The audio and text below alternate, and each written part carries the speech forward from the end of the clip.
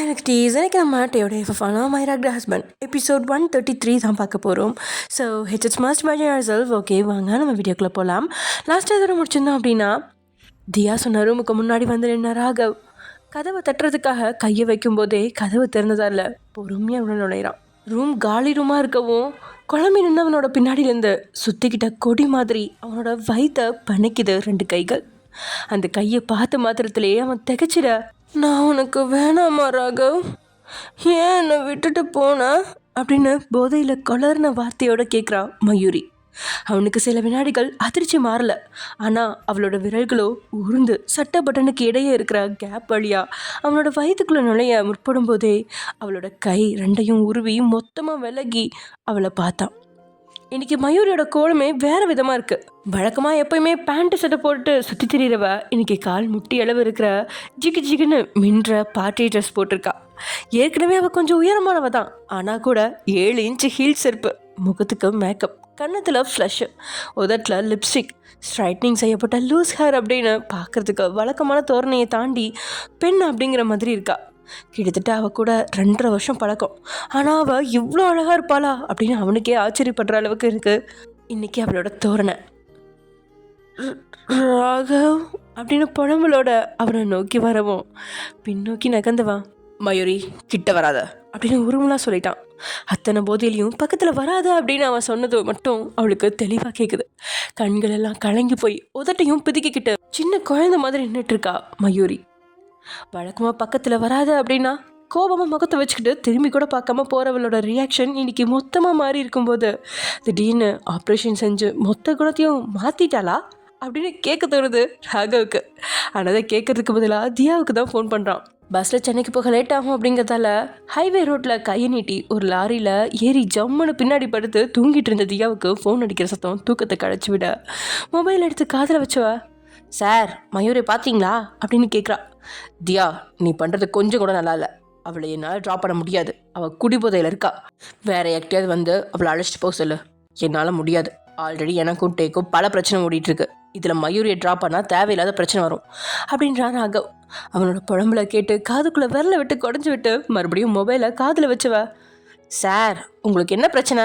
பெரிய பெரிய அரசியல்வாதிங்க, business man, social ஒர்க்கர்ஸ்னு எவ்வளோ பேரை எதிர்த்து தைரியமாக நின்றுருக்கீங்க. அப்போல்லாம் பயப்படவே இல்லை. ஆனால் உங்கள் தம்பியை பார்த்து இவ்வளோ பயப்படுறீங்க.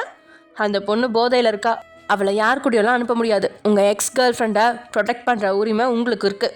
எல்லாத்தையும் விட தயவு பண்ணி மனசில் இருக்கிறத ஒருத்தருக்கு ஒருத்தர் மாறி மாறி பேசுங்க. அதை விட்டுட்டு காதலிக்கலன்னு வெளியே வாய் கிளியே சொல்லிட்டு உள்ளுக்குள்ளே ரணமாக உங்களை நீங்களே காயப்படுத்திக்கிறீங்க அப்படின்னு சொல்லிட்டு சுவிட்ச் ஆஃப் பண்ணிட்டா மொபைலை. இவன் என்ன நம்மளை பிரச்சனையில் மாட்டி விடுறா அப்படின்னு தான் ராகவுக்கு தோணுது. மனசு விட்டு பேசுகிற நிமிடங்கள் எல்லாம் கடந்துருச்சு. இனி அவங்கவுங்க பாதையில் விலகி போகிறத தவிர்த்து வேறு எதுவுமே இல்லை அப்படின்னு உணர்ந்தவனா மொபைலை பாக்கெட்டில் வச்சுட்டு மயூரியோட பக்கம் திரும்பி பார்த்தா அங்கே அவள் இல்லை. ராகவ் பேசினதை கேட்டு கோபமாக அங்கேருந்து கிளம்பி போயிட்டா அப்படிங்கிறத உணர்ந்தவனால அவளை விட்டுட்டு போகவும் முடியல. ஏன்னா போதையில் இல்லையா இருக்கா, யாருடைய பொறுப்பிலாவது அவளை ஒப்படைக்கணும் அப்படிங்கிறதால ராகவ் நேரடியாக மேனேஜருக்கு ஃபோன் பண்ணுறான். ராகவுக்கும் டேக்கும் வாய்க்கால் தகராறு இல்லையா, அதனால மேனேஜர் உஷாராக ஃபோன் அட்டன் பண்ணவே இல்லை. இந்த ஆளுக்கு என்ன பிரச்சனை, இப்போ எதுக்கு ஃபோன் அட்டன் பண்ணாமல் இருக்கான் அப்படின்னு யோசனையோட நடந்து போனவன் காதை நிறைக்குது.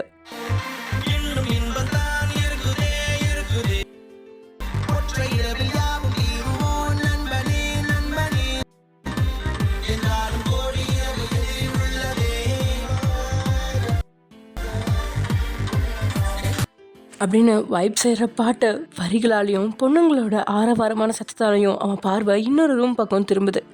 அந்த ரூமோட கதவு திறந்து கிடக்க உள்ள சில பொண்ணுங்க ஆட்டம் போட்டுட்ருக்கா. அந்த பொண்ணுங்களில் ஒருத்தியான குதிச்சிட்டு இருக்கிற மயூரியை பார்க்குறான். போதையில் ஹீல் செருப்பு வச்சு நல்லாவே மேனேஜ் செய்கிறா. ஆனால் குதிக்கும்போது போட்டிருக்கிற ஸ்கர்ட்டு காலத்தோட பாதி வரைக்கும் உயர்ந்துட்டு இறங்குறது அவளுக்கு தெரியவே இல்லை. கையை அவள் தலைக்கு மேலே தூக்கி வச்சிருப்பதில் அவள் போட்டிருக்கிற கிராப் டாப்பும் கொஞ்சம் மேலே ஏறி அவளோட ஃப்ளாட்டான வயிறுலேருந்து அவளோட முத்து குழியல் மாதிரி இருக்க தொப்புள் குழியை கூட காட்டிகிட்ருக்கு. அதையும் அவன் உணர்கிற மாதிரியே இல்லை. கரண்ட் ஷாக் அடித்த மாதிரி எல்லாரும் ஒரே மாதிரி துள்ளிக்கிட்டு இருக்காங்க. கடந்து போகவும் முடியாமல், கை பிடிக்கவும் முடியாமல், விட்டு போகவும் முடியாமல் திண்டாடி போகிறான் ராகவ். இதனால் நேராக பக்கத்தில் போகிறான். மயூரி, உன்னோட மொபைல் தான், நான் மேனேஜருக்கு ஃபோன் பண்ணி யாரையாவது அனுப்பி வைக்க சொல்கிறேன் அப்படின்றான் ராகவ். அதுக்குள்ளே அங்கேருந்த பொண்ணுங்க ராகவ் அடையாளம் கண்டுபிடிச்சிட்டாங்க. ஏய், இது சுப்ரீம் கோர்ட்ல ஃபேமஸ் லாயர் ராகவ் சத்யமூர்த்தி தானே? வாவ், என்ன ஹேண்ட்ஸமா இருக்காரு. ஓய், ஷர்ட்ல செம்ம ஹாட்டா இருக்காருடி. மயூரி ஒரு லாயரை காதலிச்சேன், பிரேக்கப் ஆச்சுன்னு சொன்னாலே அந்த லாயர் இவர் தான் அப்படின்னு போதையில் இருந்த அந்த பொண்ணுங்க நொடி பொழுதில் அவன் தான் மயூரியோட காதலன் அப்படின்னு கண்டுபிடிச்சிட்டாங்க. அவங்களோட வார்த்தையில் ராகவ் திகச்சாலும் மயூரி டென்ஷன் ஆயிட்டா. ஏ சுப்பு, நக்கி, லோகி, வாயை மூடுங்க. இவர் லாயர் தான், ஆனால் பாய் ஃப்ரெண்ட் இல்லை அப்படின்னு ஃப்ரெண்ட்ஸ் கிட்ட சொல்லிட்டு அவனை பார்த்தபடியே சவுத்தில் கையை ஊனி பேலன்ஸாக நிற்கிறா. ராகவ், நான் நல்லா தான் இருக்கேன், நீ கிளம்பு. நான் ஆல்ரெடி ஃபோன் பண்ணி ஆள் வர சொல்லிட்டேன். நீ போ, காமனியும் பாப்பாவும் வெயிட் பண்ணுவாங்க, போ அப்படின்னவன் அவனோட தோளில் கையை வச்சு தள்ளுறா. சுற்றி இருக்கிற எல்லாரையும் ஒரு முறை பார்த்துட்டு தூக்கி இருந்த மயூரியோட கிராப் டாப் மட்டும் இழுத்து வயிறு தெரியாதபடி கீழே தாழ்த்தி விட்டுவேன். டேக் கேர் அப்படின்னு சொல்லிட்டு வெளியே போயிட்டான். அரை போதையில் வாய்க்குள்ள இருக்குது, தலையும் சுற்றுது. ஆனால் நடக்கிறதெல்லாம் அவளுக்கு நல்லாவே புரியுது. உடனே கிளம்பிட்டான். ஒரு வார்த்தை கூட தன்னோட வரும்படி அவன் கூப்பிடவே இல்லை. அவன் அவனோட லிமிட்டில் கரெக்டாக தான் இருக்கான். மயூரி தான் தேவையில்லாமல் ஆசைப்படுறா அப்படின்னு புரிஞ்சு அங்கே இருக்கிற பாட்டிலில் அரை பங்கை எடுத்து மாடப்படன்னு குடிச்சு உள்ளே தள்ளிட்டு 2 நிமிஷம் மறுபடியும் துள்ளிட்டு தள்ளாடிக்கிட்டு வெளியே வரா. மொபைல் எடுத்து ஃபோன் பண்ணி, நம்ஜுனா, ஐ மிஸ் யூ. 2-3 நாளாக ஒரே பிரச்சனை, அதான் உனக்கு ஃபோன் பண்ண முடியல. நான் சேலம் ட்ரீம் வேர்ல்ட் 5 ஸ்டார் ஹோட்டலில் இருக்கேன், என்னை பிக்கப் பண்ண. ஐ மிஸ் யூ அப்படின்னு காலை கட் பண்ணிவிட்டு அங்கேருந்து அவளோட ரூமுக்கு போக திரும்ப பார்த்தா அவளுக்கு பின்னாடி தான் நிற்கிறான் ராகவ். இப்போ குடிச்ச ட்ரிங்கில் கொஞ்சம் கூட போதை ஏறி இருக்கா. நிற்கவே முடியாமல் தள்ளாடிக்கிட்டு நின்னவக்கிட்ட, ஊரில் உனக்கு வேறு யாரையுமே தெரியாத மாதிரி அவனை எதுக்கடி கூப்பிட்றா? வேற யாரையாவது ஃபோன் பண்ணி வர சொல்றி அப்படின்னு கொஞ்சம் கடுமையாக கத்துறான். அது ஏனும் 2-3 முறை நம்ஜுன் கூட மயூரியை பார்த்துட்டான் இல்லையா, உள்ளுக்குள்ளே பயமும் பொசசிவ்னஸும் உருவாயிடுச்சு. அடா, இவன் எவன்டா பைத்தியக்காரன் அப்படிங்கிற பார்வை பார்த்தவ, mister Raghav, company waiting, you go அப்படின்னு பேசிகிட்டு இருந்தவளை சுற்றி இடுப்பில் ஒரு நீளமான துண்டை கட்டி விட்டவன் அவளை சட்டுன்னு தன்னோட தோளில் தூக்கிக்கிட்டு நடையை கட்டிட்டான். யாரா நீ, இறக்கி விடுடா, டேய் டேய் அப்படின்னு போதையில் அவள் குளறி கத்துனபடியே முதுகில் தாறுமாற அடிக்கிறாள். அவள் அடிக்கிறத தூசி தட்டுற மாதிரி வாங்கிட்டு இருந்தவன் நேராக அவளை காருக்குள்ளே உட்கார வச்சு சீட் பெல்ட்டையும் போட்டு விட்டவன் காரில் ஏறி உட்காந்து காரை ஸ்டார்ட் பண்ணி கிளம்பிட்டான். யாரு கூட வேணாலும் மயூரி அனுப்பி வைப்பான், ஆனால் அந்த நம்ஜுன் கூட அனுப்பி வைக்க வாய்ப்பே இல்லை. ஏன்னா 100 மடங்கு நம்ஜுன் நல்லவனாக இருந்தால் கூட பொறாம வந்துருச்சு இல்லையா, இனி வாய்ப்பு கிடையாது அப்படின்னு கார் சென்னை நோக்கி கிளம்பிட்டு இருக்கு. எல்லாத்துக்கும் காரணமே நீ தான், நீ மட்டும்தான், உன்னால தான் நான் கண்ணீர் வருது தெரியுமா அப்படின்னு மயூரி விடாமல் புலம்பிட்டு இருக்க. உனக்கு நல்ல அவளை பார்க்குறான். இடுப்பில் அவன் கட்டிவிட்ட துண்டு எங்கேயோ கழுந்து விழுந்திருக்கா. இப்போது அவளோட ஸ்கர்ட்டும் தொடைக்கு மேலே நல்லாவே ஏறி கிடக்கா. அவளும் காலை ஒழுங்காக வைக்காமல் பப்பர் பேனை விரித்து வச்சிட்ருக்கா. உள்ளே போட்டிருக்கா இன்னர் கூட லேசாக வெளியே தெரியுது. ரசிச்சா நல்லா தான் இருக்கும், ஆனால் ரசிக்கிறவன் அவன் கிடையாதே. காருக்குள்ளே எரிஞ்சிட்டு இருந்த லைட் ஆஃப் பண்ணிட்டு மயூரியோட புலம்புல கேட்டபடி தான் சென்னைக்கு போயிட்டுருக்கான். அதே சமயம் எங்க, தேங்க்ஸ் ப்ரோ, ஏதாவது பிரச்சனையில் மாட்டி போலீஸ் கேஸ் ஆச்சுன்னா கண்டிப்பாக என்னை கூப்பிடுங்க, கண்டிப்பாக ஹெல்ப் பண்ணுறேன் அப்படின்னு சொல்லிட்டு தன்னோட விசிட்டிங் கார்டை லாரி டிரைவர்கிட்ட கொடுத்துட்டு கீழே இறங்கின தியா லாரி அங்கேருந்து போனதுக்கப்புறம் அந்த ஏரியாவை ஒரு முறை பார்க்குறா. மெயின் ஏரியா தான், ஆனால் நைட்டு 2 மணி அப்படிங்கிறதால அதிகம் போக்குவரத்து இல்லை. இதனால் அங்கேருந்து நடக்க தொடங்கினவ பக்கத்தில் இருந்த ஜிமினோட அப்பார்ட்மெண்ட்டுக்கு தான் வரா. ஜிமின் வேற மத்தியானம் சாயங்காலம் அப்படின்னு பயங்கர ஆசையாக தியாவை கூப்பிட்டுட்டு தான் இருந்த டென்ஷனில் அவனுக்கு சரியாக ரெஸ்பான்ஸ் பண்ணாமல் கோவப்பட்டுட்டா. இந்த நைட்டில் வேற எங்கேயும் போக முடியாது. இதனால் ஜிமின் கிட்ட பேசி அவனை சமாதானப்படுத்திட்டு இங்கே படுத்து தூங்கி நாளைக்கு காலையில் எழுந்து அடுத்த வேலையை பார்க்கலாம் அப்படிங்கிற எண்ணத்தில் தான் அங்கே வந்தவ ஃபிங்கர் பிரிண்ட்டை வச்சு கதவை அன்லாக் பண்ணி உள்ள நுழைறா. இருட்டாக இருந்த இடத்தோட சுவரை தொட்டு தடவனபடியே சுவிட்சை கண்டுபிடிச்சு அவள் ஆன் செஞ்சதுக்கு அப்புறம் தான் balloon decoration, congratulations my dear success queen அப்படிங்கிற பேனர், ஒரு டேபிளோட 2 பக்கம் சேர், நடுவில் இருக்கிற ஹாட்டின் மெழுகுவத்திகள், ஒரு ட்ரிங்க் பாட்டில், எல்லாத்தையும் பார்த்த நிமிடத்தில் தியாவோட கண்கள் மிரளுது. அதிர்ச்சியாக தலையில் கையை வச்சவ, ஐயோ கடவுளே, ஊர் பிரச்சனையை பார்க்க போய் என் வாழ்க்கையை தொலைச்சிட்டேனா அப்படின்னு நினச்சிக்கிட்டு வேக வேகமாக அங்கேருந்த படுக்கை அறைக்குள்ள அப்புறம் பால்கனி, கிச்சன் அப்படின்னு ஜிமின் இருக்கிறானா அப்படின்னு தேடி பார்த்து தோற்று போகிறா. அதோட கிச்சனில் வேற கழுவாத பாத்திரங்கள்லாம் கிடக்கிறனால சந்தேகப்பட்ட ஃப்ரிட்ஜை திறந்து பார்த்தா ஏகப்பட்ட வகை வகையான ஃப்ரெஞ்ச் டிஷ்கள் நிரம்பி இருக்கு. நெஞ்சில் இடியே விழுந்த மாதிரி இருக்கு. ஜிமின், நான் இதுக்கு மேலே வெயிட் பண்ண மாட்டேன். 1 மாதம் 2 மாதம்னு நீ கேட்குற மாதிரிலாம் வெயிட் பண்ண முடியாது. நாளைக்கு லாஸ்ட் நாள், உன் அக்காவோட கேஸ் முடிஞ்சதும் நீ உன்னோட பதில் சொல்லிடணும். உனக்கு ஓகேனா நான் உன் கூடவே இருப்பேன், இல்லையா நோ ப்ராப்ளம். நம்ம 2 பேரும் ஒருத்தர் மீட் பண்ணிக்க வேணாம், ஒரே இடத்துல தங்கவும் வேணாம். என் அக்காவோட லைஃபை எப்படி காப்பாற்றணும், எப்படி படிக்க வைக்கணும்னு எனக்கு தெரியும். நம்ம ப்ராப்பர் டிவோர்ஸ் பண்ணி விலகிக்கலாம் அப்படின்னு நேற்று நைட்டு ஹாஸ்பிட்டலில் அனுமதிக்கப்பட்டிருந்த தியாவை பார்க்க வந்த ஜிமின் கிட்ட கோபமாக சொல்லி அவனை அங்கேருந்து அனுப்பி வச்ச நிமிடங்கள் ஞாபகத்துக்கு வந்து போகுது. ஐயோ கடவுளே, போச்சுடா. அவன் அக்காவுக்கு விடுதலை வாங்கி கொடுத்ததுனால ப்ரொப்போஸ் பண்ண தான் ஏற்பாடு பண்ணியிருப்பானோ. ஏன் எனக்கு மட்டும் இப்படி டிசைனாக சோதனை வருது அப்படின்னு நினச்சிக்கிட்டவா உடனே ஜிமினோட நம்பருக்கு ஃபோன் பண்ணி காதில் வைக்கிறா. அவன் ஃபோன் அட்டன் பண்ணல. விடாமல் தொடர்ந்து ஃபோன் பண்ணும்போது 6வது முறையாக ஃபோன் அட்டன் ஆகிடுச்சு. Jimin, I'm so sorry. சத்தியமாக காலையிலேருந்து ஒரே அலைச்சல். ஒரு பக்கம் ஜெயிச்சிட்டேன், இன்னொரு பக்கம் நிறைய பிரச்சனை. அதான் என்னால் வர முடியல. தப்பாக நினைக்காத, எங்கே இருக்குன்னு சொல்லு, நான் அங்கே வரேன் அப்படின்னு ஆர்வமாக தியா சொல்ல. நோ நீட், ஐ மீன் அவனுக்கு நீ தேவையில்லை அப்படின்னு ஸ்ரீமதியோட குரல் கேட்குது. விழிகள் செவந்துருச்சு நொடியில் தியாவுக்கு. கொஞ்ச நாளாக இவளோட பிரச்சனையே இல்லை. தியாவுக்கு அடிபட்டுருச்சு அப்படின்னு முழு நேரமும் தியாவே கவனிச்சவன் ஸ்ரீமதியை கண்டுக்கிறதா கூட இல்லை. இதனால் ஸ்ரீமதி ஃபோன் பண்ணால் கூட ஜிமின் காலை கட் பண்ணுறத தியாவே பார்த்து பயங்கர குஷியாக இருந்தா.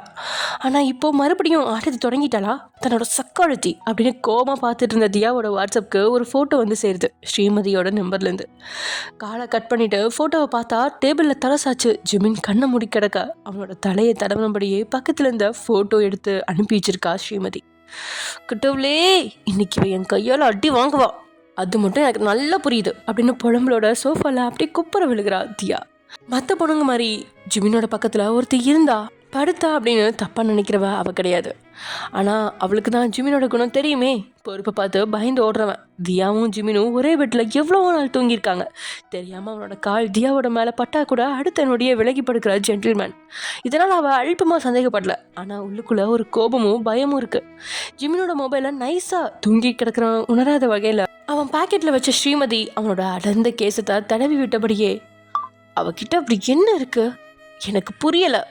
அவளை விட நிறைய பணம் என்கிட்ட இருக்கு, அவளை விட கலரா அழகா இருக்கேன், அவளை விட பிஸ்னஸ்ல எனக்கு தான் திறமை அதிகம், அவள் சும்மா வாய்ஸை விட மட்டும்தான், போயும் உனக்கு அவ்வளோ பிடிச்சிருக்கே அப்படின்னு புழம்புனாலும் தூங்கி கிடக்கிறவனை பயங்கர ரசனையாக ரசிச்சிட்டு இருந்தவளோட ரசனையை குமைக்கிறதுக்கு அப்படின்னு ஸ்ரீமதியோட நம்பருக்கு ஃபோன் செய்கிறா தியா.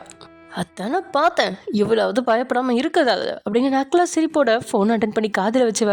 என்னம்மா உன் புருஷனை விட்டுட்டு அவன் பின்னாடி சுத்தா தானே மிரட்ட ஃபோன் பண்ணுறியாதியா அப்படின்னு கேட்குறா ஸ்ரீமதி. அந்த ஈர வெங்காயம்லாம் இல்லை, உனக்கும் அவனுக்கும் அவ்வளோ பெரிய சீனும் இல்லை. அந்த குடிகாரங்கிட்ட போதையில் அப்பார்ட்மெண்ட்டுக்கு வந்துடாதேன்னு சொல்லு. ஸ்லீப்பிங் டேப்லெட் சாப்பிட்டு தூங்க போகிறேன். நான் தூங்கிட்டு இருக்கிறப்ப அவன் மட்டும் வந்து என்னை டிஸ்டர்ப் பண்ணான்னு வச்சுக்கோ. அவனை மட்டும் இல்லை, தேடி வந்து உன்னையும் முத்திப்பேன், பாய் அப்படின்னு சொல்லிட்டு காலை கட் பண்ணிட்டா தியா. வாயில் ஈ போகிற அளவுக்கு திறந்தவ. இவன் என்ன நான் நினச்ச மாதிரியே இருக்க மாட்டேங்கிறா, வித்தியாசமாக இருக்காளே, இதனால தான் ஜிமினுக்கு இவ்வளோ பிடிச்சிருக்கோ அப்படின்னு நினச்சபடியே மொபைலை கவிழ்த்து போட்டுட்டு மறுபடியும் ஜிமினோட தலையில் தடவுறதுக்காக கையை தூக்கிட்டு திரும்பி பார்த்தா அங்கே ஜிமின் இல்லை. இவன் எங்கே போயிட்டான், போதையில் இவ்வளோ நேரம் இங்கே தானே கிடந்தான் அப்படின்ற பார்வையால் அலசி ஆராய்ஞ்சு அவள் தேடிட்டு இருக்க. பக்கத்தில் வந்து வெயிட்ரோ மேடம் பெல் அப்படின்னு நின்றான்.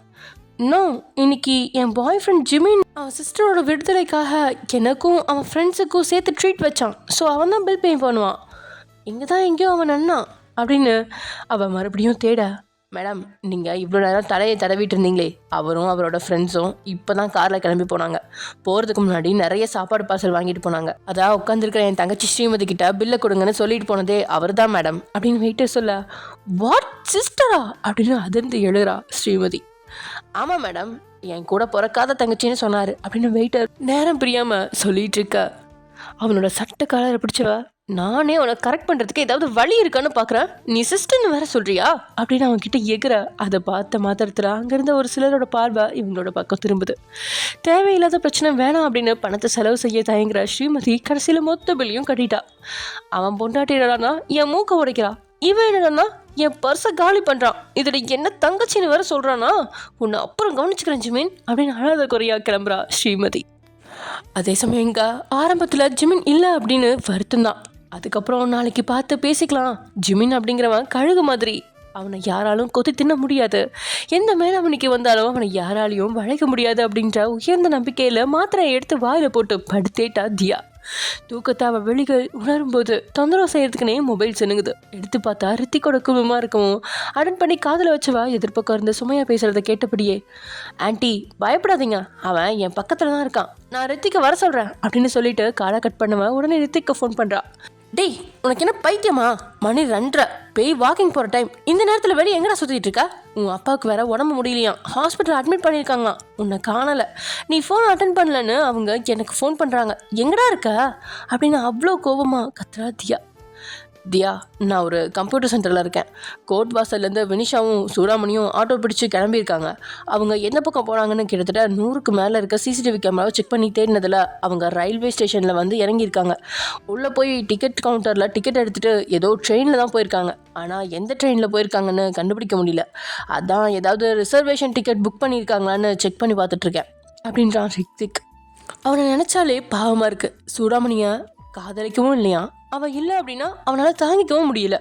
இது என்ன உறவு முறை அப்படின்னு புரியாத குழப்பத்தில் ரித்திக், இந்த மாதிரி பண்ணாத, ஏற்கனவே உனக்கு தலையில் அடிபட்டுருக்கு, டாக்டர் ரெஸ்ட் எடுக்க சொன்னார், நீ என்னடா ரெஸ்ட் எடுக்காமல் சுற்றிக்கிட்டு இருக்க, சொல்கிறத கேளு, உன் வீட்டுக்கு போ, நாளைக்கு காலையில் நம்ம 2 பேரும் சேர்ந்து அவங்க 2 பேரையும் தேடி கண்டுபிடிக்கலாம் அப்படின்ற தியா. அவன் கொஞ்சம் தயங்கினாலும் சரி போகிறேன் அப்படின்னு சொல்லிட்டு காலை கட் பண்ணிட்டான். தலையில் கையை வச்சபடியே உட்காந்து தியாவுக்கு வினிஷா சூடாமணி விஷயத்தில் என்ன செய்யறது அப்படின்னு தெரியாத குழப்பம் இருக்கும்போது தான் ஆரி அப்படிங்கிற ஒருத்தனோட ஞாபகமே வருது. ஐயோ கடவுளே, அவன் வேற நீ என்ன மைண்ட் செட்டில் இருக்கான்னு தெரியலையே, அவனும் தூங்கினானா இல்லை எங்கேயாவது தேடி சுற்றிட்டு இருக்கானோ அப்படின்னு அவனுக்கு ஃபோன் பண்ணா முதல் ரிங்லேயே ஃபோன் அட்டன் பண்ணி காதில் வச்சிட்டான். ஆரி, நீயும் தூங்கலையா? ஏன் இப்படி இருக்க? நான் சொல்கிறத கேளு ஆரி, அவங்க எங்கே போனாலும் ஒரே நாளில் அவங்கள கண்டுபிடிச்சு முன்னாடி கொண்டு வந்து நிறுத்த வேண்டியது என்னோட பொறுப்பு. அவளை தேடி அலையாமல் தூங்கு அப்படின்னு ஆறுதலாக சொல்கிறா தியா. அவள் பேசினதை பொறுமையாக கேட்டபடி தன்னோட வீட்டு ஹாலில் உட்காந்துருந்தவன், தியா, நான் அவளை தேடி எங்கேயுமே போகல, வீட்டில் தான் இருக்கேன், கொஞ்சம் வேலையாக இருந்தேன், அதான் தூங்கலை. நீயும் அவளை தேடி கண்டுபிடிக்க வேண்டிய அவசியமே இல்லை, போனவ போகட்டும், நீ நல்லா ரெஸ்ட் எடு, தூங்கு, உடம்பை பார்த்துக்கோ அப்படின்னு அதை விட அக்கறையாக சொல்கிறான் ஆரி. இவ்வளோ பெரிய இழப்பை சந்திச்சிருக்கான், ஆனால் கூட இவ்வளோ தெளிவாக இருக்கிறானே அப்படின்னு ஆரியை உயர்வாக நினச்ச தியாவும், ஓகே ஆரி, குட் நைட் அப்படின்றா.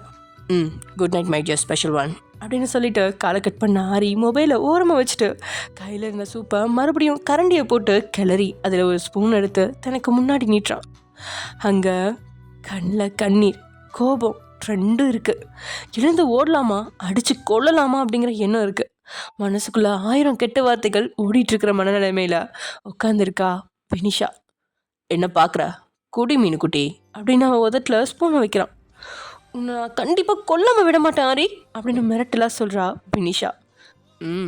அன்பா அரவணைச்சு கட்டி பிடிச்சி என்னை நீ கொல்றதுக்கு உனக்கு நிறைய டைம் இருக்குது, இப்போ சாப்பிடு அப்படின்னு பொறுப்பாக சொன்னவன் வாயில் நெருக்கி வைக்கிறான் அந்த ஸ்பூனை. வேறு வழியே இல்லை அப்படிங்கிற நிலமையில அதை வாங்கி டேஸ்ட் பண்ணுறா வினிஷா. இந்த உலகத்தில் யாரை வேணால் ஏமாற்றலாம், ஆரியை ஏமாற்ற முடியுமா? அதுலேயும் காதலிக்கிறேன்னு சொல்லி அவசரப்பட்டு அவனை ஏமாற்ற பார்த்திய வினிஷா, இனி யார் நினச்சாலும் அவனை விட்டு உன்னால எங்கேயும் போக முடியாது, வாழ்வோ சாவோ இனி அவன் கூட தான். ஆரி கொடுத்த அந்த ஸ்பூனை வேறு வழியே இல்லாமல் சாப்பிட்றா. அதே நேரத்தில் அவளுக்கு ஒரு சந்தர்ப்பம் கிடைச்சா வாயில் இருக்கிறத மொத்தமாக அவன் முகத்திலே துப்பவும் செய்வா. அந்த அளவுக்கு அவளோட பார்வை நெருப்பு வாரி அழுற மாதிரி இருக்கு. அதுக்குள்ளே இன்னொரு ஸ்பூன் சூப்பை அவள் வாய் பக்கத்தில் வைக்கிறான். ஆரி, என்னோட பொறுமைக்கு எல்லாம் இருக்கு, என் சூடாமணி எங்க, அவளை ஒழுங்கா என்கிட்ட தந்துடு அப்படின்னு கரத்து குரல்ல சொல்றா வினிஷா. அதை கேட்ட மாத்திரத்தில் அவன் முதட்டில் நமட்டு புன்னகை எட்டி பார்க்குது. அவன் ஆரம்பத்திலே தெளிவாக சொன்னான், லவ் பண்ண முடியாது அப்படின்னா தெளிவாக சொல்லிடு, நான் பாட்டுக்கு டீசெண்டாக ஒதுங்கி போயிடுவேன் அப்படின்னு. ஆனால் வினிஷாவுக்கோ ராஜ்கிருஷ்ணா வீட்டிலேருந்து தப்பிக்கிற வரைக்கும் ஆரியும் தேவை அப்படிங்கிற சுயநலத்தில் அவனை ஏமாத்துறது தான் அவனோட உச்சக்கட்ட பொறுமையை சுரண்டி பார்த்துருச்சு. கோர்ட் வாசல்லேருந்து ஆரி கிளம்புறதுக்கு முன்னாடியே வினிஷா எங்கே போயிட்டுருக்கா அப்படிங்கிறத கண்டுபிடிச்சிட்டான். அதுக்காக அவளுக்கும் முன்னாலேயே சிம்லாவுக்கு போய் பாசமாக செல்லக்குட்டி புஜ்ஜுக்குட்டி அப்படின்னு பேசி பொறுமையாக பிரெயின் வாஷ் பண்ணி அவளை கூட்டிகிட்டு வர்ற அளவுக்கு ஆரியோட குணம் அவ்வளோ சாஃப்டானது கிடையாதே. அதுக்காக மற்றவங்க கிட்ட காட்டுற மோசமான குணத்தையும் அவகிட்ட காட்டல. அவன் சிம்பிளாக ஒரு குழந்தைகிட்ட பிஸ்கெட்டை கொடுத்து அனுப்புனான். பிஸ்கெட்டில் மயக்க மருந்தை கலந்து கொடுத்து அங்கே இருக்க பேசஞ்சர்ஸை ஏமாத்துற மாதிரி 1000 படம் வந்துருச்சு. ஆனால் கூட அல்பமாக சூடாமணி பிஸ்கெட்டை வாங்கி முதல்ல சாப்பிட்டதோட வினிஷாவுக்கும் கொடுத்துட்டா. அந்த ஒரே ஒரு பிஸ்கெட்டை சாப்பிட்ட ஞாபகம் மட்டும்தான் இருக்குது. அதுக்கப்புறம் கண்ணை திறந்து பார்த்தா ஏதோ ஒரு ரயில்வே ஸ்டேஷனில் தனியாக சீட்டில் படுத்து கிடக்கிறா வினிஷா. நைட்டு வேலையில் மயக்கம் தெளிஞ்சு பார்த்தா சுற்றி யாருமே இல்லை அப்படிங்கிறத விட சூடாமணியும் இல்லை. அவங்க வச்சுருந்தா பணப்பெட்டியும் காணலை. மொத்தமாக அரண்டு போய் நின்றுட்டு இருந்த அவளோட பக்கத்தில் இருந்து ஒரு மொபைல் அனாதையாக கத்திட்டு இருக்கா. எடுத்து காதில் வச்சா, உனக்கு ரெண்டு ஆப்ஷன் தரேன். சிம்லா போய் சுயமாக வாழ போகிறேன்னா அடுத்த ட்ரெயினில் ஏறு. அங்கே உன்னோட பணப்பெட்டி இருக்குது. உனக்கு பிடிச்ச வாழ்க்கையை வாழு. இதே சூடாமணி வேணும்னா ரயில்வே ஸ்டேஷனுக்கு வெளியே வா. உனக்காக கார் வெயிட் பண்ணிகிட்ருக்கு. அதில் ஏறி சென்னையில் இருக்கிற என் வீட்டுக்கு வந்து சேரு அப்படின்னு மட்டுமே சொன்னவன் எதிர்பதில கூட கேட்காம காலை கட் பண்ணிட்டான்.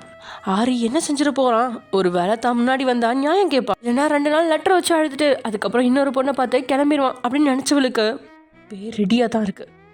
அவனோட செயல் பயத்தோட திரும்பி ஃபோன் பண்ணலாம் அப்படின்னா ஃபோன் லாக்கா எடுக்க தெரியல அவளுக்கு.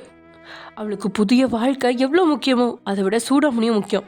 10 வருஷம் வாழ்க்கையில் சூடாமணி இல்லாமல் அவளால் வாழ முடியாது அப்படிங்கிற அளவுக்கு 2 பேரும் உயிர் தோழிகள் ஆகிட்டாங்க. அப்படிங்கிறதால கண்கள் கலங்கி போக இருந்தவளுக்கு முன்னாடி வந்து நிற்கிது ட்ரெயின். அந்த ட்ரெயினில் தான் பணப்பெட்டியும் புது வாழ்க்கையும் இருக்குது. என்ன செய்யறது அப்படின்னு யோசிச்சுட்டு இருக்கிற போது தான் நின்ன வேகத்தில் ட்ரெயினுக்கு பச்சை கொடி காட்டி கிளம்ப தொடங்கும் போது வேகமாக காலடி எடுத்து வைக்கிறா வினிஷா. ஆனால் ட்ரெயினை நோக்கி வைக்காம ரயில்வே ஸ்டேஷனை விட்டு வெளியே ஓடி வரா. அங்கே ஒரே ஒரு கார் மட்டும் நின்றுட்டு இருக்கா. அந்த காராக இருக்குமோ அப்படின்னு யோசிச்சு முடிக்கிறதுக்குள்ள காரோட கதவை திறக்கிறான் ஆரியோட மேனேஜர் தேவா. ஒரு முறை அவனை பார்த்துருந்தால அவளுக்கு நல்லாவே அடையாளம் தெரிஞ்சிருச்சு. வேற ஆப்ஷனே இல்லை, அவளுக்கு சூடாமணி தான் தேவை அப்படின்னு காரில் ஏறிட்டா. அடுத்த 5 மணி நேரத்தில் கார் ஆரியோட வீட்டில் வந்து நிற்குது. கோபமாக வீட்டுக்குள்ள நுழைஞ்சவ முட்டி வரைக்கும் இருக்கிற ஃபர்முடா நிக்க டிஷர்ட் போட்டிருக்கிறவன கொள்ற கோபத்தில் தான் வர்றா. ஆனால் அவனும் சூப்பை காட்டி சூடாமணியை பற்றி பேச தொடங்கணும்னா இந்த சூப்பை முதல்ல குடி அப்படின்னு சொல்லியே காலியாக இருந்த வினிஷாவோட வயிற்ற நிரப்பிட்டு இருக்கா. மறுபடியும் சூப்பை வாயில் வாங்கிக்கிட்டவா, என் சூடாமணி தந்துடு ஆரி. அவளுக்கு மட்டும் ஏதாவது ஒன்று ஆச்சுன்னா உன்னை நானே கொன்றுவேன். நீ நல்லாவே இருக்க மாட்டேன், நாசமாக போயிடுவ அப்படின்னு அவள் விடாமல் திட்டிகிட்டு இருக்கதால அவனும் பொறுமையாக டிஷ்யூ பேப்பரை எடுத்து அவள் உதட்டில் ஒட்டிக்கிட்டு இருந்த அந்த சூப்பை தொடச்சி விடுறான். அவனோட செயலில் பேசிகிட்டு இருந்த வார்த்தை எல்லாமே மறந்துட திகச்சு பார்க்குறா ஆரியா. 2 பேரும் நேருக்கு நேராக சந்திக்கும் போது பெரிய பேச்சுவார்த்தை நடக்கும், சண்டை நடக்கும். அதுலேயும் ஆரி சூடாமணியை கடத்தினதுக்கு ஃபயராக ஏதோ சம்பவம் செய்ய போகிறான் அப்படின்லாம் நினச்சா. ஆனால் அவனும் அவள் என்ன செஞ்சாலும் பொறுமையாக சாப்பாட்டை ஊட்டிகிட்டு இருக்கான். இவனை என்ன செய்யறது? புது வாழ்க்கை, ஆண்களோட அடிமைத்தனமும் இல்லை, ஏமாத்து வேலையும் இல்லை. இனி சுயமாகவும் பெருசாகவும் சாதிக்க போகிறோம். காஃபி ஷாப்பை தொடங்கி 10 குழந்தைங்களை தத்தெடுத்து வாழ்க்கையை சந்தோஷமாக வாழணும் அப்படிங்கிற ஆசையில் ரெக்க கட்டி பறந்தவளோட சிறகை உடச்சி உட்கார வச்சிட்டானே அப்படிங்கிற கோவத்தில் இருந்தவளுக்கு அவள் செஞ்ச தவறெல்லாமே இப்போதைக்கு பெருசாக தெரில. ஆரி தான் தப்பானவனா தெரியறான். அதுக்குள்ளே ஆரி இன்னொரு ஸ்பூனை அவள் வாயில் நீட்ட இந்த முறை கோவம் கொப்பளிச்ச மாதிரி ஆரியோட கையை தட்டி விட பார்த்தவரோட கை கொஞ்சம் தடுமாறி அவனோட இன்னொரு கையில் இந்த சூப்பில் பட்டு விட அது மொத்தமாக ஆரியோட ட்ரெஸ்ஸில் கொட்டி கீழே விழுந்துருச்சு. சாரி ஆரி, தெரியாமல் பண்ணிட்டேன் அப்படின்னு மன்னிப்பு கேட்காம இதெல்லாம் உனக்கு தேவைதான் அப்படிங்கிற மாதிரி இருக்கா வினிஷா. சூடோட சூப் அவன் தொடைய காயப்படுத்தினதோட அவனோட ட்ரெஸ்லேருந்து சோஃபா தரை எல்லாமே கரையாயிடுச்சு. இவ்வளோ நேரம் இழுத்து பிடிச்சி வச்சிருந்த அவனோட பொறுமை நொடியில் திசை மாறிட கையை முறுக்கிறவன் ஓங்கி பக்கத்தில் இருந்த டேபிளில் ஒரு இடி இடிக்கிறான். அந்த இடி சத்தம் வீடு முழுக்கும் எக்கோ சத்தம் மாதிரி கேட்டதுல பயந்து போன வினிஷா சோஃபாவை இறுக்கமாக பிடிச்சபடி ஆரியா பயந்த பார்வை பார்க்குறா. பயப்படாத, உன்கிட்ட நான் கோபம் பண்ண மாட்டேன். வயிறு நிறைஞ்சிருச்சா இல்லைனா இன்னும் சாப்பாடு வேணுமா அப்படின்னு கேட்கவும் வேண்டாம் அப்படின்னு தலையாடிட்டா. தூரமாக சமையல் அறையில் நின்று எட்டி பார்த்துட்டு இருந்த 3 வேலைக்காரங்களையும் பார்த்தவன் இந்த இடத்த க்ளீன் பண்ணிடுங்க அப்படின்னு சொல்லிட்டு எழுறான். வினிஷா சத்தமே வராத குரல்ல சூடாமணி அப்படின்னு கேட்கவும் அங்கே இருக்கிற ஒரு ரூமை கை காட்டுறான். ஒரு நொடியும் யோசிக்காமல் எழுந்து ஓடினவ ரூமுக்குள்ளே வரா. சூடாமணி இல்லை. மணி மணி மணி அப்படின்னு கத்திக்கிட்டு பாத்ரூம் வரைக்கும் எட்டி பார்த்துட்டு வெளியே வந்தா அந்த ரூமுக்குள்ளே வந்து கதவை மூடுறான் ஆரி. அவன் உள்ளே வந்ததுக்கப்புறம் தான் அவங்க இருக்கிற ரூம் பெட்ரூம் அப்படிங்கிறது அவளுக்கு தெரியுது. என்னதான் ஆனாலும் ஒரு ஆண் கூட பெட்ரூமில் நிற்கும்போது பயம் வராதா என்ன? அவன் வேற ஏமாத்தினதுக்கு என்ன தண்டனை தருவானோ, அடித்து கொடுமைப்படுத்துறதா இல்லை கற்பழிக்கிறதா அப்படின்னு பயத்தில் வினிஷாவோட எண்ணங்கள் எல்லாம் பயங்கரமாக தான் இருக்குது. அடச்சை, என்ன மைண்ட் வாய்ஸ் இது? என்னை பார்த்தா கொடுமைப்படுத்தி இறை பண்ணுற மாதிரியா இருக்கு அப்படின்னு கேட்குறான் ஆரி. மனசில் நினச்சது எப்படி சரியாக அவனுக்கு புரியுது அப்படின்னு மூச்சு வாங்கி என்னவளை கண்டுக்காம கபோர்டை திறந்தவன் சேஞ்ச் பண்ணுறதுக்கு அவனுக்கான ட்ரெஸ்ஸை எடுத்துக்கிட்டு பாத்ரூம்குள்ளே பூந்துக்கிட்டான். அடுத்த நொடி குடுகுடுன்னு ஓடினவன் ரூம் கதவை திறக்கலாம் அப்படின்னா கதவு திறக்கல. அப்புறம் தான் உள்ளேயும் வெளியும் ஃபிங்கர் பிரிண்ட் லாக் இருக்குது அப்படிங்கிறது புரிஞ்சிருச்சு. ஐயோ, எலி பொறிக்குள்ளே மாட்டிக்கிட்டேனோ அப்படின்ற பயத்திலேயே பக்கத்தில் இருந்த ஒரு ஜாடியை எடுத்துக்கிட்டு நின்னவ அந்த ரூமை ஒரு முறை பார்க்குறா. பெரிய பெட்ரூம் தான். 4 பக்கமும் வெள்ளை சுவர், ரவுண்ட் ஷேப்பில் 5 பேர் படுக்கிற அளவுக்கு ஒரு பெரிய பெட்டு, ஒரு டேபிள், அதுவும் அவ்வளோ சுத்தமாக இருக்கிற டேபிளில் ஒரே ஒரு லேப்டாப், பக்கத்தில் ஒரு பேனாவும் பேப்பரும், அதுக்கு பக்கத்தில் ஒரு சேர், கபோர்டுகள் அப்படின்னு எதுவுமே வெளியே தெரியாத அளவுக்கு சுவரோட சுவராக இருக்கிற மாதிரி கபோர்டுகள், ஒரு பக்கத்தில் 10 புத்தகங்களுக்குள்ளே இருக்கிற அளவுக்கு ஒரு சின்ன ட்ராக், நீளமான ஒரு சோஃபா, ஏசி ரூம், அதை தாண்டி சவுத்தில் 2 ஓவிய வரைபடங்கள். அதில் ஒன்று பார்க்குறதுக்கு அழகாக இருக்குது, இன்னொன்று பார்க்கவே சகிக்கலை அப்படிங்கிற நிலமையில இருக்குது. அதெல்லாம் ஓரளவுக்கு பார்த்து முடிக்கும்போது ட்ரெஸ்ஸை மாற்றிட்டு வெளியே வரான் ஆரி. கையில் ஜாடியோடு இருக்கிறவளை மேலே வந்து கீழே பார்த்தவன், I think you looks like so dirty. First 2 cupboard என்னோடது, அடுத்த 3 கபோர்டு உன்னோடது. அதில் உனக்கு தேவையான எல்லாமே இருக்குது. பாத்ரூமில் போய் ஃப்ரெஷ்அப் ஆகிக்கோ, பட் உள்ள நீட்டாக இருக்கணும். உன்னோட ஹேர் எதுவுமே பாத்ரூமில் கண்ட இடத்துல இருக்கக்கூடாது. டயர்டாக இருக்குன்னா பெட்டில் படுத்துக்கோ. I never disturb you. Good night அப்படின்னு சொன்னவன் காதில் ஏர்போர்ட்ஸை வச்சுக்கிட்டு அவன் பாட்டுக்கு பெட்டில் குப்புற கவிழ்ந்து படுத்துட்டான். நான் ஒன்றும் வீட்டை நல்லா தின்னுட்டு படுத்து தூங்குறதுக்கு வரல. ஒழுங்கு மரியாதையா கதவை திறந்து விடு. சூடாமணி எங்கே அடைச்சி வச்சிருக்கா? அவன் மட்டும் என் கைக்கு கிடைக்கல, உன் மண்டையை பிழந்துருவேன் அப்படின்னு கோமா ஜாடி அவன் தலையில் அடிக்கிற மாதிரி ஓங்கி வந்தவ அவன் அசைவு இல்லாமல் கிடக்கும்போது அடிக்காமல் அப்படி நின்னபடியே, அடிப்பேன், மண்டையை உடைப்பேன், கண்ணை தர அப்படின்னு சில வினாடி கத்தி பார்க்குறான். அவன் கண்ணை திறக்கிற மாதிரியே இல்லை. சொல்லப்போனால் நித்ரா தேவி கூட தூக்கத்தில் இணைஞ்சிட்டான் அப்படிங்கிற மாதிரி ஆழமான மூச்சு சொல்லி கொடுக்குது. நீ நடிக்கிறேன்னு எனக்கு நல்லாவே தெரியும். காதில் இருக்கிற செவட்டு மிஷினை தூக்கி எரிஞ்சிட்டு ஒழுங்கு மரியாதை கதவை தர, இல்லையா உன்னை இங்கேயே அடிச்சு கொண்டுடுவேன் அப்படின்னு 1/2 மணி நேரம் கத்தி அவளுக்கு வாய் வலிச்சது தான் மிச்சம். வாயோட சேர்த்து காணும் வலிக்கா பொறுமையாக சோஃபாவில் உட்கார்றா. அவன் நினச்சிருந்தா பெட்டு மேலே ஏறி நின்று அவனை தொந்தரவு செஞ்சுருக்கலாம். அது அவள் செய்யறதுக்கு காரணம் சொல்ல முடியாத பயம்தான். பெட்டில் அவன்கிட்ட வம்பு செய்ய போய் அது வேற விதமாக சண்டையாக மாறக்கூடாது. அவனோட வீடு, அவனோட ரூம், என்ன வேணாலும் செஞ்சிருவான் அப்படிங்கிற பயத்தில் அவனையே பார்த்துட்டு உட்காந்துருந்தவளுக்கு அந்த கால ஞாபகங்கள் தான் வந்து போகுது. என் அம்மாவுக்கு உடம்பு முடியல, அவங்க பெரிய ஆஸ்பத்திரியில் இருக்காங்க. நான் எப்பயுமே எங்கள் அம்மா மடியில் தான் படுத்து தூங்குவேன். இப்போ என்னை தூங்க வைக்க கூட யாருமே இல்லை தெரியுமா மீனுக்குட்டி அப்படின்னு அந்த நைட்டில் யாராவது கடத்தி போவாங்க இல்லை மிரட்டுவாங்க அப்படின்னு கூட தெரியாமல் 2 சின்ன பிள்ளைங்களும் வெளியே பூட்டி இருந்த பூங்காவுக்கு உள்ள உட்காந்து அதை பேசிகிட்டு இருக்காங்க. அவன் வாங்கி கொடுத்த மீன் சாப்பாட்டை ருசிச்சுக்கிட்டே, நீ என்னடா சின்ன பாப்பாவா, அம்மா இல்லைன்னா தூங்க மாட்டேன்னு சொல்கிறதுக்கு? என்னை மாதிரி இரு. என் அம்மா அப்பா சாமி கிட்ட போயிட்டாங்க. நான் இன்னைக்கு வரைக்கும் தனியாக தான் படுத்து தூங்குறேன். என்னைய மாதிரியே நீயும் தூங்க கற்றுக்கோ. அப்போ தான் நீ என்னை மாதிரி பெரிய பலசாலியாக வர முடியும், சரியா அப்படின்னு சொல்லிட்டு இருந்தவ சட்டுன்னு அவன் தலையை பிடிச்சு இழுத்து தான் மடியில் படுக்க வச்சிட்டா. அவனுக்கு பயங்கர ஆனந்த கண்ணீர். அதுக்குள்ளே அவன் தலையில் ஒரு அடி கொடுத்தவ, அதான் மடியில் படுக்க வச்சிட்டேன்ல, இப்போ இடத்துக்கு ஒப்பார வைக்கிற, தூங்கு அப்படின்னு அதட்டின ஞாபகம் வினிஷாவோட மனசுக்குள்ளே ஓடிட்டு இருக்கும்போது அவளை அறியாமலேயே சோஃபாவில் படுத்து தூங்கிட்டு இருக்கா. அவள் தூங்கிட்டா அப்படின்னு தெரிஞ்சதும் தூங்குற மாதிரி நடிச்சுக்கிட்டு இருந்தவன் கண்ணை திறந்துட்டான். காதில் வெறுமனே தான் ஏர்போர்ட்ஸ் வச்சுருக்கா. அதை ஒரு ஓரமாக வச்சுட்டு வினிஷாவையே இமைக்காமல் பார்க்குறான். இவ்வளோ நடந்ததுக்கப்புறமும் இன்றைக்கி தான் அவனுக்கு வினிஷாவை இன்னும் அதிகமாக பிடிச்சிருக்கு. சின்ன வயசு மீனுக்குட்டி அப்படிங்கிறவ பெரிய ரவுடி மாதிரி இருப்பாள். எல்லாரையும் எதிர்த்து பேசுறது ஒரு அதிகார தோரணை இருக்கும். இதனாலேயே அவனுக்கு அவன் வாழ்க்கையில் எந்த பொண்ணு வந்தாலும் அப்படி ஒரு குணத்தில் இருக்கணும் அப்படின்னு எதிர்பார்த்தான். ஆனால் திரும்ப வினிஷாவை பார்க்கும்போது அவகிட்ட அந்த குணம் இல்லை. சில நாள் இவ தான் உண்மையான மீனுக்குட்டியா அப்படிங்கிற சந்தேகம் கூட வந்துருந்துச்சு. ஆனால் இன்னைக்கு என்னம்மா எகுறா. ஆரி மட்டும் கொஞ்சம் அமைதியான கேரக்டராக இருந்திருந்தான் அப்படின்னா தலைக்கு மேலே ஏறி நின்று குதிச்சிருப்பா. அந்த அளவுக்கு கோபப்படுற வினிஷாவை பார்க்கும்போது தான் அவனுக்கு இன்னும் பிடிச்சு போகுது. இந்த பெட்ரூமுக்குள்ளே தனக்குன்னு உரிமையாக யாராவது வரமாட்டாங்களா அப்படின்னு பல நாள் வருத்தப்பட்டிருக்கான். அதை வெளியே சொன்னதில்லை. ஆனால் இன்னைக்கு அவள் தள்ளி சோஃபாவில் கிடந்தாலும் தான் மனசுக்கு நெருக்கமாக இருக்கிற மாதிரி சந்தோஷம் அவனுக்குள்ளே உருவாகுது. சத்தமே இல்லாமல் எழுந்து ரூமில் இருந்த அந்த பெரிய லைட்லாம் ஆஃப் பண்ணிவிட்டு மங்கலான சின்ன லைட்டை போட்டு விட்டவன் ஏசி இல்லாமல் ஆரியால் தூங்க முடியாது அப்படிங்கிறதுனால கபோர்டில் இருந்த பெரிய போர்வையை எடுத்து அவளுக்கு போர்த்தி விட்டான். ஏற்கனவே குளிரில் கொஞ்சம் நடுங்கிட்டு இருந்தவ போர்வை கிடைச்சதும் மொத்தமாக போர்வைக்குள்ள ஒழிஞ்சிக்க அவளோட தலை மட்டும் வெளியே தெரிகிற அளவுக்கு போர்வையை விளக்கி விட்டுட்டு தூக்க மாத்திரையில் 2 எடுத்து சாப்பிட்டுட்டு அவன் சொகுசா பெட்டில் படுத்துட்டான். வினிஷாவை பொறுத்த வரைக்கும் நாளைக்கு ஆரி சூடாமணியை தந்துடுவான். உடனே எங்கேயாவது தப்பிச்சு போயிடலாம் அப்படிங்கிற எண்ணம் இருக்குது. ஆனால் இந்த ஆரியோட கோட்டைக்குள்ளே நுழைஞ்சிட்டா அவ்வளோ சீக்கிரம் வெளியே போக முடியாது அப்படின்னு அவளுக்கு தெரியல. நாளைக்கு இனி வீட்டுக்குள்ளே பெரிய பூகம்பத்தையே வினிஷா உருவாக்கிடுவா அப்படின்னு தெரியும். அதுக்காக கவலைப்படுற அளவுக்கு கோலையில் ஆரி அப்படிங்கிறதுனால நிம்மதியான தூக்கத்தை தான் தொடர்றான் ஆரி. அதே சமயம் இங்கே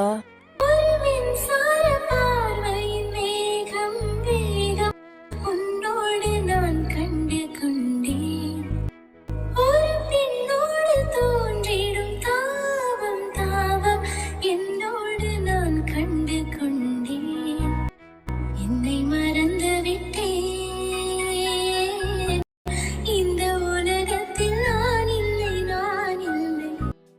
அப்படின்னு தன்னோட குரலில் மென்மையாக நீங்கள் பாடி முடிக்கும்போது பெட்டில் உட்காந்து இந்த டீயோட கை வளைவுக்குள்ளே இருக்கீங்க. நீங்கள் பேசும்போது கூட கேட்க அவ்வளோ இனிமையாக இருக்காது. ஆனால் பாடும்போது எங்கேருந்து குரலை கடன் வாங்கி வந்தீங்க அப்படின்னு கேட்க தோன்ற அளவுக்கு காந்த குரல். ரொம்ப நாளைக்கு அப்புறம் நீங்கள் பாடின பாடலை கேட்ட சந்தோஷத்தில் உங்களை இறுக்கமாக பிடிக்கிறான் டே. அவனோட இறுக்கத்தில் ஆசையாக நீங்களும் கட்டி அனுப்பிங்க அப்படின்னு பார்த்தா ஐயோ இடுப்பு போச்சே அப்படின்னு அலறீங்க. ஊரில் உள்ள நோய்வாய்ப்பட்டது, நாளைக்கு டிக்கெட் வாங்குறதெல்லாம் ஏன் தலையில் வந்து விழுந்திருக்கே அப்படின்னு தோண்டுது டேக்கு. தோளில் கையை போட்டால் கழுத்து வலிக்குது அப்படின்னு சொல்வீங்க. மடியில் படுத்தா காயத்தோட வலிக்குதான், கட்டி அணைச்சா இடுப்பு வலிக்குதான். அப்புறம் என்னதான் செய்ய முடியும் அவனால்? இனி வேணும்னா ஒன்று செய்யலாம். இந்த ஹோட்டலுக்கு பின்னாடி தான் மலையோட விளிம்பு இருக்குது, அங்கே கொண்டுட்டு போய் கீழே தள்ளி விட்டுட்டு வரலாம் அப்படின்னு அவனோட மனசை சொல்கிற அளவுக்கு நீங்கள் டார்ச்சர் செஞ்சிட்ருக்கீங்க. ஏய், 1/2 மணி நேரமாக பார்த்துட்ருக்கேன், ரொம்ப ஓவராக பண்ணுற. சரி விடு, இனிமேல் நமக்குள்ளே எந்த ஒரு சண்டையுமே வரக்கூடாது. நம்ம ஃபைட்டிங்கே இல்லாத பெஸ்ட் கப்பிள்ஸாக இருக்கணும். நான் இன்றைக்கி உங்ககிட்ட ஒரு கேள்வி கேட்பேன், அதுக்கு நீ ரொமான்டிக்காக பதில் சொல்லணும், சரியா அப்படின்னு கேட்குறான் டே. ரொமான்டிக்கா? நானா அப்படின்னு பார்த்தாலும் தன்னுடைய திறமையை இறக்க வேண்டிய நேரம் வந்துருச்சு அப்படின்னு ஆனந்தத்தில் டபுள் ஓகே அப்படின்னு சொல்கிறீங்க. நீயும் நானும் மட்டும் இந்த ஊட்டிக்குள்ளரில் இந்த ரூமுக்குள்ளே இருக்கிறப்ப உனக்கு என்ன மாதிரியான உணர்ச்சியெலாம் வருது? ஐ மீன் ஃபிசிக்கலி அண்ட் மென்டலி அப்படின்னு கேட்டவன் உங்களுக்கு பின்னாலேயே இருந்தபடி உங்களோட கழுத்தை அவன் நாவால் வருடுறான்.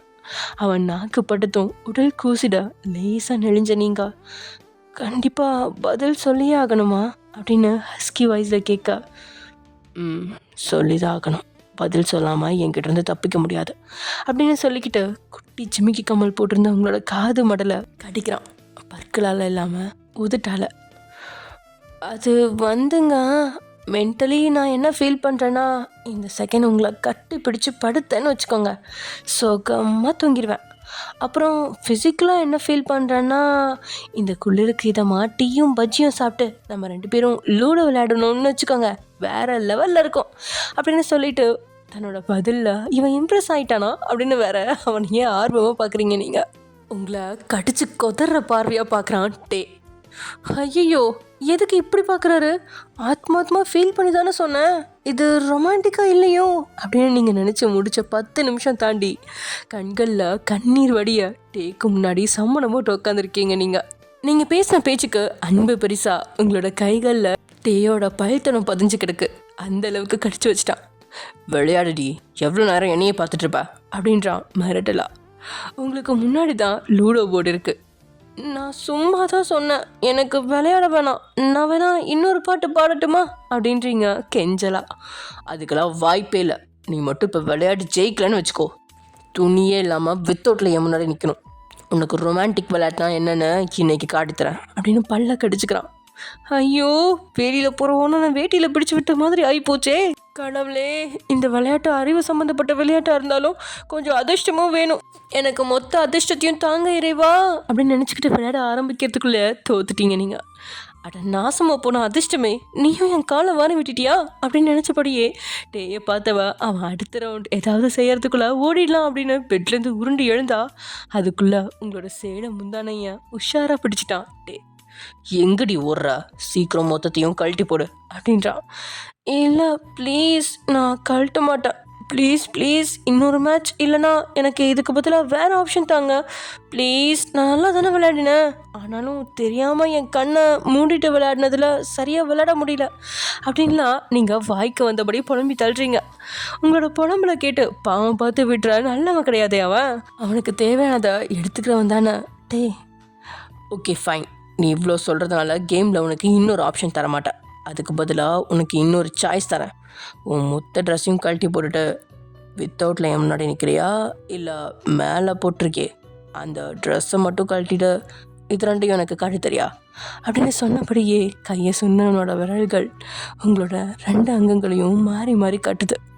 உங்களுக்கு உள்ளுக்குள்ளே பக்குன்னு ஆயிடுச்சு. உடனே 2 கைகளையும் எக் ஷேப்பில் வச்சு மேல் உடலை மறைச்ச நீங்கள், இல்லை முடியாது, நான் போகிறேன், என்னை விடுதாட்டே அப்படின்னு சொல்கிறீங்க. அடியே, யாரை பேர் சொல்லி கூப்பிட்ற அப்படின்னு சேலையை பிடிச்சி பலமாக இழுக்கவும் நீங்கள் மொத்தமாக பெட்டில் விழா உங்கள் மேலே வெயிட்டை கொடுக்காம ஏறி உட்காந்தவன் உங்களோட சேலையை பிடிச்சி இழுக்கிற மாதிரி ஆக்ஷன் தான் காட்டான். ஆனால் உண்மையில இழுக்கல. ஆனால் நீங்கள் பயந்து போய் அலறி கத்திட்டீங்க. அதை வேற ரசிக்கிறதுல தனி சுகம் அவனுக்கு. விடுங்க, என்னை விடுங்க, நான் போகிறேன், என்னை விடுங்க அப்படின்னு 5 நிமிஷம் அலறி முடிச்சதுக்கப்புறம் தான் அவன் தன்னை எதுவுமே செய்யலை, வெறுமனே பயமுறுத்தி ரசிக்கிறான் அப்படிங்கிறத புரிஞ்சு அலறலை நிறுத்தி அவனை பார்க்குறீங்க. பயந்துட்டியாடி கேடி, பயப்படாதா, எதுவும் பண்ண மாட்டேன், பட் இதை காட்டி தந்தனா நல்லா இருக்கும் அப்படின்ற எதிர்பார்ப்பில் கேட்குறான். முதல்ல நகருங்க, வலிக்குது, அதுக்கப்புறம் கழுத்துறேன் அப்படின்றீங்க சினுங்களா. உங்களை நம்ப முடியாது. ஆனாலும் அவனுக்கு ஒரு ஆசை, அதை பார்க்கணும் அப்படிங்கிறதால பெட்லேருந்து அவன் கீழே இறங்கின அடுத்த நொடி குதிச்சு ஓட பார்க்குறீங்க. நீங்கள் மொத்தமாக உங்களோட வயிற்றை சுற்றி கையை போட்டு தூக்கி பெட்டில் போட பார்த்தா, பாஸ் ஒரு எமர்ஜென்சி, கதவை தரங்க அப்படின்னு கதவை தட்டுறான் மேனேஜர். ஷிட், இவன் வேற அப்படின்னு நினச்சிக்கிட்டு உங்களை பெட்டில் போட்டுட்டு வெளியே போனால் குளிரில் உறைஞ்ச கரடி குட்டி மாதிரி சொட்டரை போட்டுட்டு என்ன மேனேஜரோ, பாஸ் இந்த ரூமில் தண்ணி வராதான், பக்கத்து ரூமுக்கு ஷிஃப்ட் ஆகி வரீங்களா அப்படின்னு கேட்டு முடிக்கிறதுக்குள்ளே ஜோசஃபோட கணத்தில் உனக்கு கொடுக்குறான். ஓகே பாஸ், எனக்கு புரிஞ்சிடுச்சு, நீங்கள் இதே ரூமில் இருங்க, நானே பைப்பை சரி பண்ணிடுறேன், தேங்க்யூ அப்படின்னு சொல்லிட்டு ஐஸ் கட்டியாக நடந்து போகிறான் மேனேஜர். கதவை மூடிட்டு உங்களை கைமா செய்கிற மாதிரி எல்லா பக்கமும் பார்த்தா உங்களை காணலை, எங்கே போயிட்டீங்க அப்படின்னு யோசிக்கும் போதே விசில் அடிக்கிற சத்தம் கேட்குது. திரும்பி பார்த்தா பாத்ரூம் வாசலில் நின்றுட்டு இருந்த நீங்கள் மேலாடை இல்லாமல் செய்த பாலாடையாக நிற்கவும் உங்களோட மேலுடல் அழகை பார்த்து சொக்கி நிற்கிறான். ஓகே ஃப்ரெண்ட்ஸ், இதோட இந்த எபிசோட் முடிச்சுக்கலாம். நெக்ஸ்ட் எபிசோட் நடக்க போகுது அப்படிங்கிறத நெக்ஸ்ட் எபிசோடில் பார்க்கலாம். ஓகே, பாய்.